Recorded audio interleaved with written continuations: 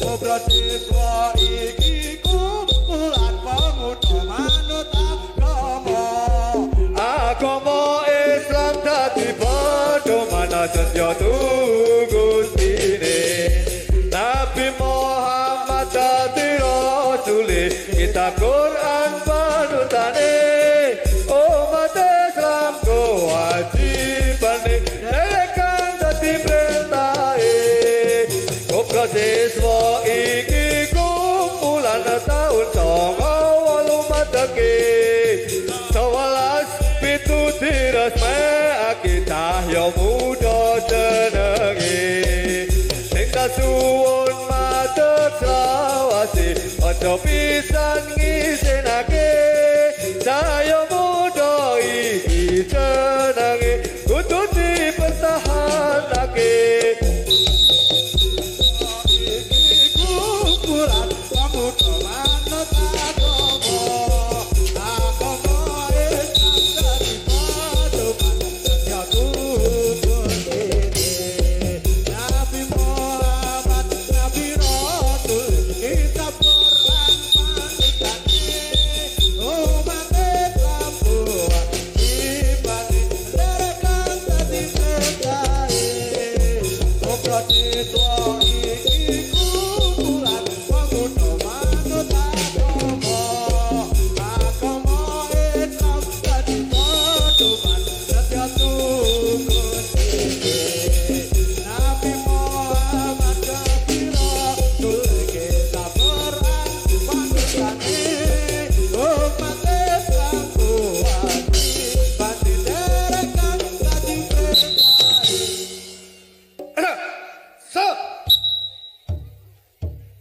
iki siiran kanggo pelajaran bocah lanang waton kang ngerti Quran kang supaya mengerti wacan sekedar kanggo pawitan lan kanggo dasar lamun wis gedhe ake umure mangerti sarta kenalare ngaji yo kitab kang gedhe-gedhe supaya mudah bakat gedhe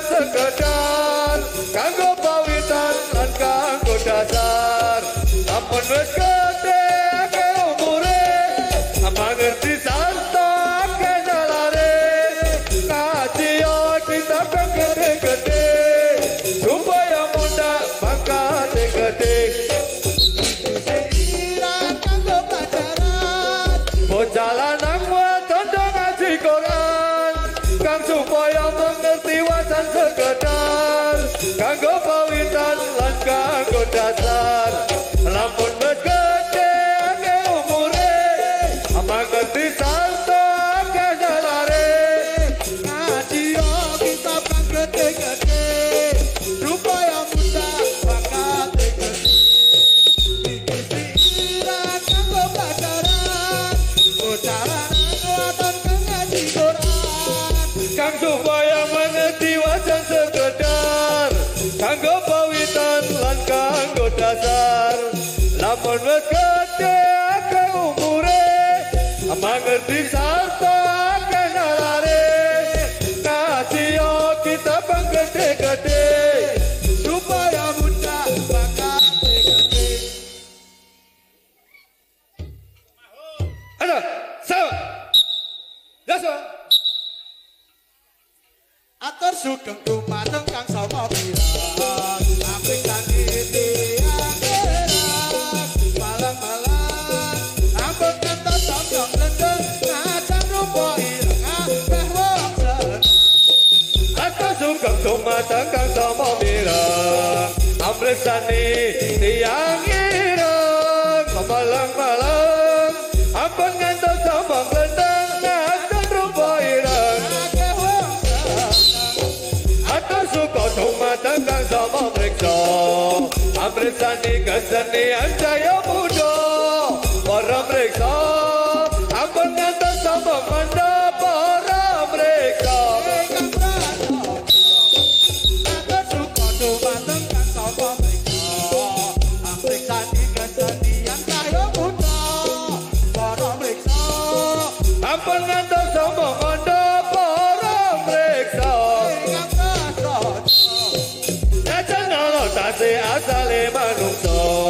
tak sing ngertos bab ing agama para mriksa enggal nyuwun ngapura Abang ngapura beda bakal cilaka najan ala tase asale manungsa tase ngertos bab ing agama para mriksa enggal nyuwun ngapura abang ngapura beda bakal cilaka. Ya be.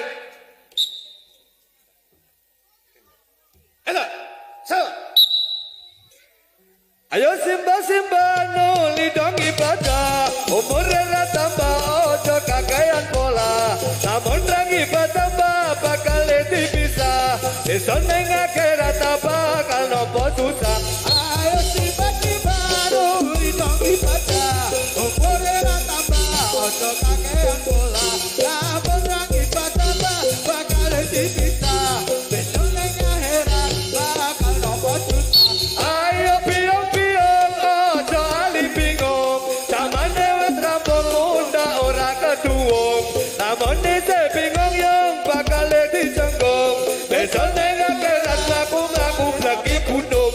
Ayo piung-piung ojo ali bingung zamane wis rampung munda ora keduwung namun dise bingung bakal dicenggung besok neng akhirat bakal sampe gunung.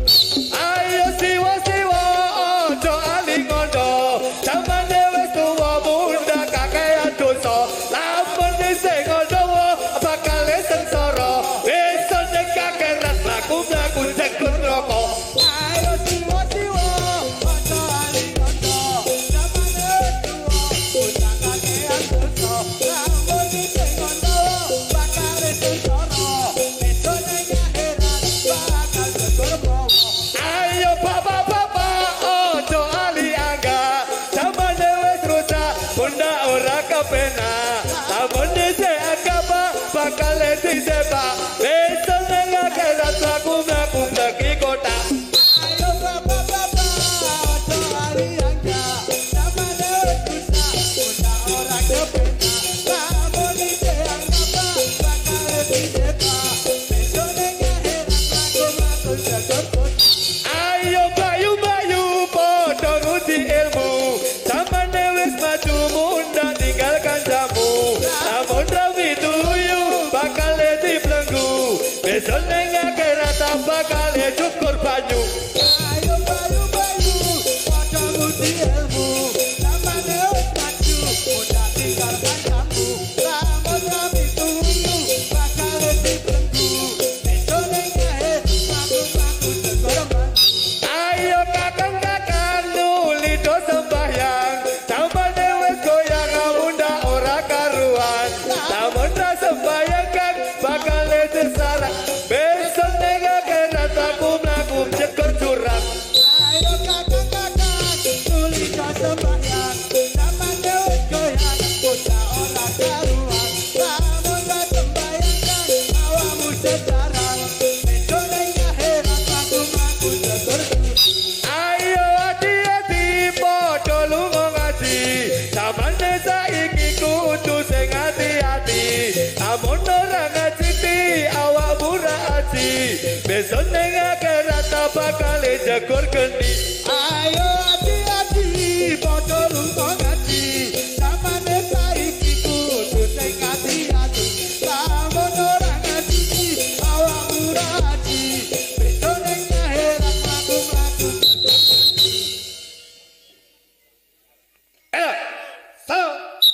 Insun aweh tutur Marang sira ucap bagus bagus takon ngaji supaya tetap bagus. Insun aweh tutur marang sira ucap bagus bagus takon ngaji supaya tetap bagus.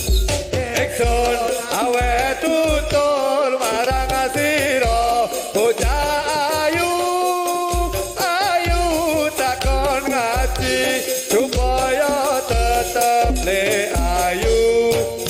Insun aweh tutur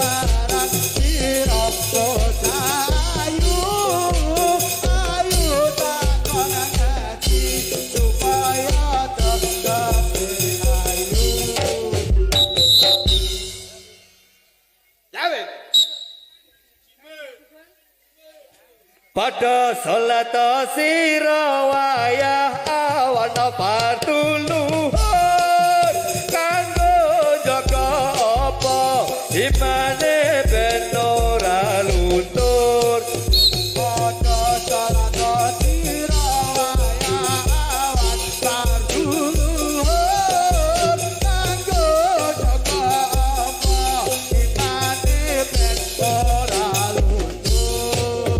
Pada salat sira wayah awan fardu asar kanggo jaga apa imane ben ra kesasar. Pada salat sira wayah awan fardu asar kanggo jaga apa imane ben ora kesasar. Jamin. Pada salat sira wayah sore fardu maghrib kanggo jaga apa imane ben ora. Pada salat sira wayah sore fardu maghrib kanggo jaga apa imane ben ora muslim. Pada salat sira wayah wengi fardu isa kanggo jaga apa imane ben ora rusak. Pada salat sira wayah wengi fardu isa kanggo jaga apa imane ben ora rusak. Jamin. Pada salat sira wayah fajar fardu subuh kanggo jaga apa imane ben ora runtuh. Pada salat sira wayah fajar fardu subuh kanggo jaga apa imane ben ora rubuh. Pondo bisa entek salarane kanggo terus ilmu bisa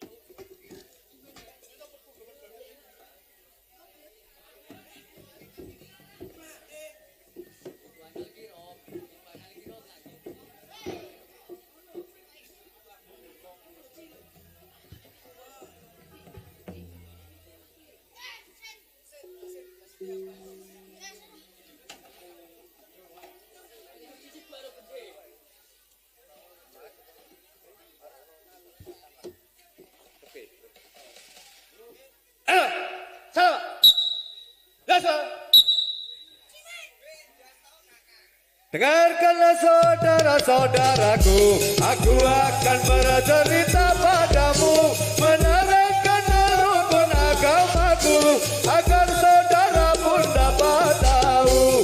5 perkara banyaknya rukun Islam, agama suci di seluruh alam. Asyhadu alla ilaha illallah, serta Muhammad pesuruh Allah. Rukun pertama selesailah sudah.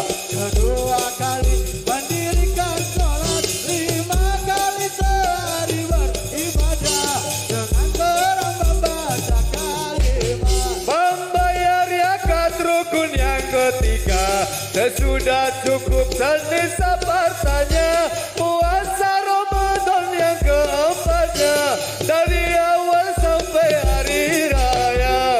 Sekarang satu lagi penghabisan, pergi ke Mekah untuk kesempurnaan. Sudah cukup harganya sekian, salam dan maaf kami ucapkan. Dengarkanlah saudara-saudaraku, aku akan bercerita padamu, menerangkan rukun agamaku, agar saudara pun dapat tahu. 5 perkara banyaknya rukun Islam, agama suci di seluruh alam. Asyhadu alla ilaha illallah, serta Muhammad pesuruh Allah. Rukun pertama selesailah sudah.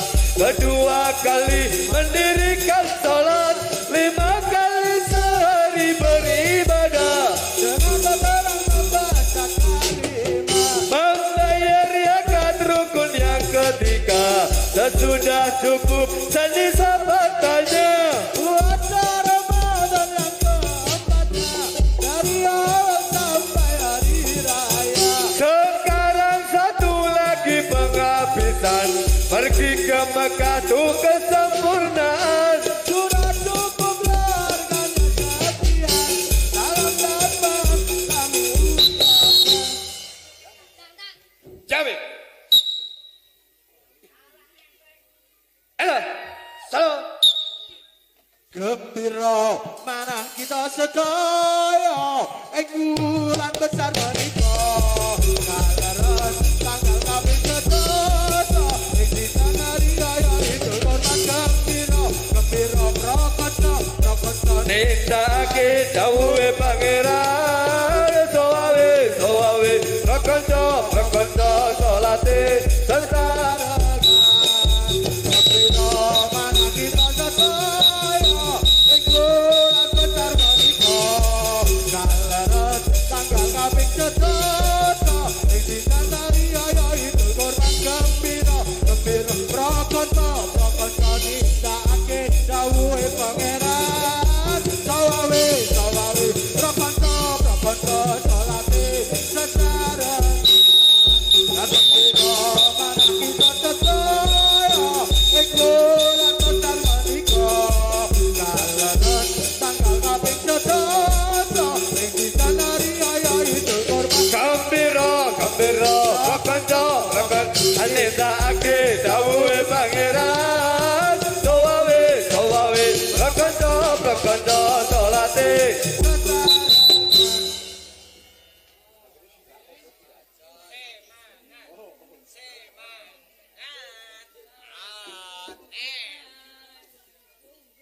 Hidup. Sam.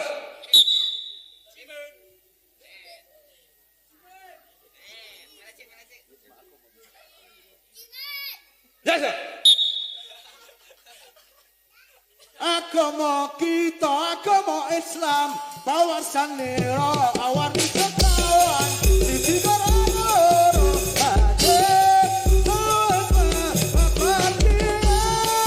Samurune kita Quran iku marang Gusti Kanjeng Nabi Muhammad, Kanjeng Nabi Muhammad iku Kanjeng Nabi sambung kesan. Agama kita, agama Islam, bawasan nira awarni sekawan, sisi kororo.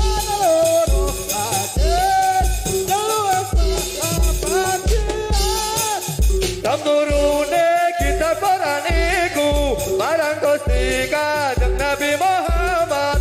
Kanjeng Nabi Muhammad iku Kanjeng Nabi kampung Ketan.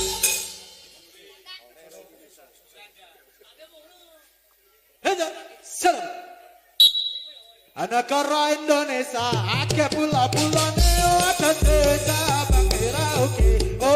Negara Indonesia, akeh pula-pulane ada desa bangkira oke.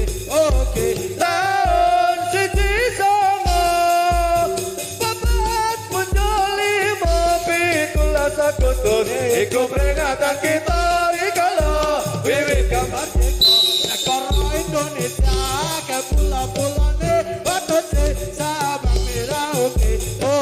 Negara Indonesia, akeh pula-pulane ada desa bangkira oke. tahun siji songo papat menjoli pitulas Agustus iku peringatan kita rikala Wiwit merdeka. Ya,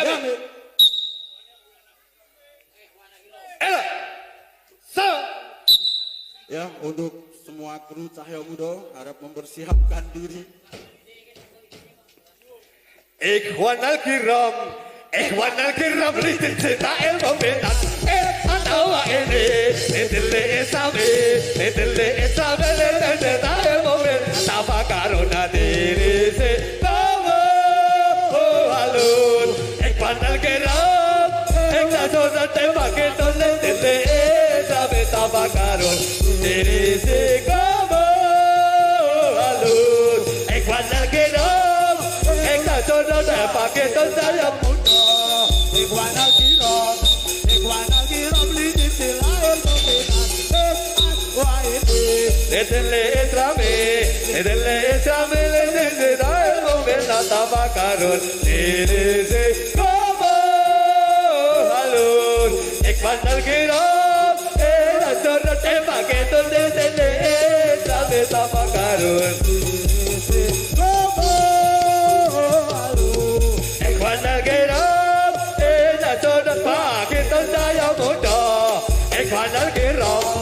Ikhwan al-kiram lidin silahir pembinaan anawa ini lidili islami lidin silahir pembinaan tanpa karun diri si kamu ikhwan al-kiram jodoh pakai lidili islami tanpa karun diri si kamu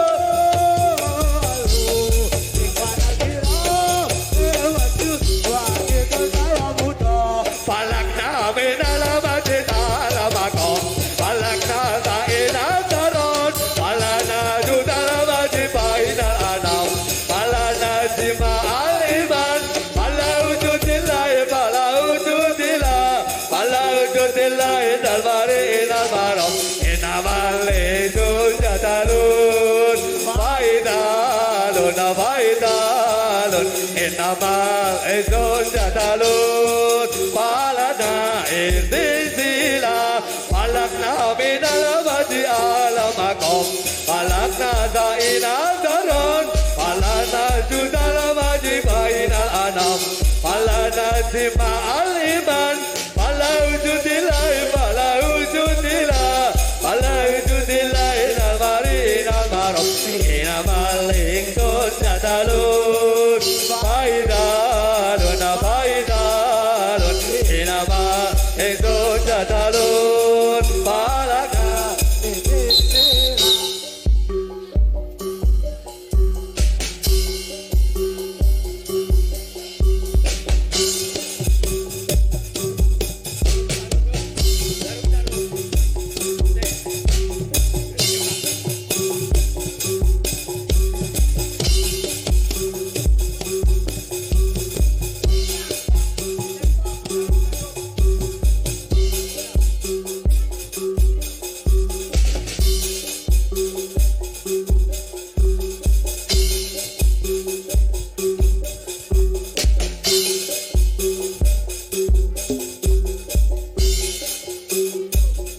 Jarum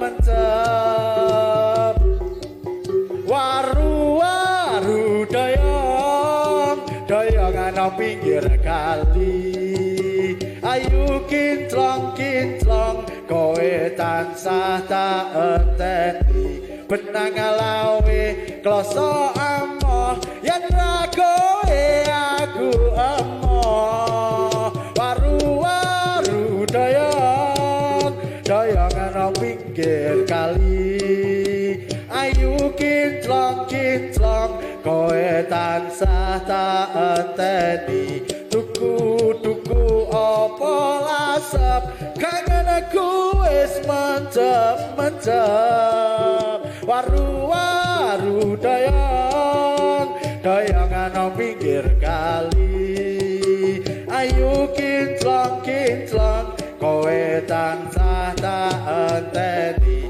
tuku blawang kleru mrica tiwas wis sayang mung dianggep kanca waru-waru doyong ana pinggir kali ayu kinclong kowe tansah tak enteni benang lawe kloso amoh yen ra kowe aku emoh.